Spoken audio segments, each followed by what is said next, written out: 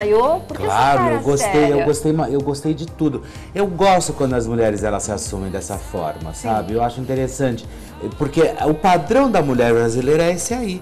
Né? Mesmo ela sendo argentina, mas nós sabemos que o padrão da mulher brasileira é esse aí. É a mulher mais rechonchuda mesmo, mais gostosona que a gente possa chamar. E lógico, né? A Paula tá vivendo uma relação pra lá de especial, que não cabe a nós ficarmos comentando aqui. Mas como ela não? tá... Não pode.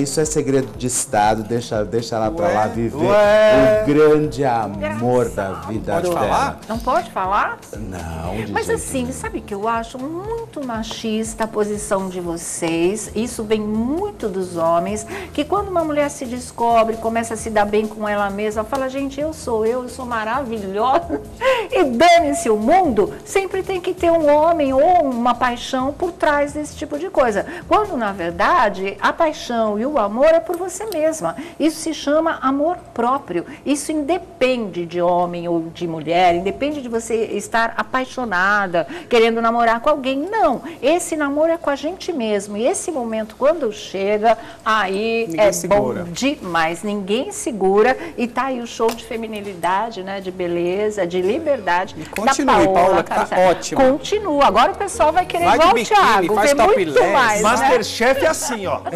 Exatamente. Chumbirura.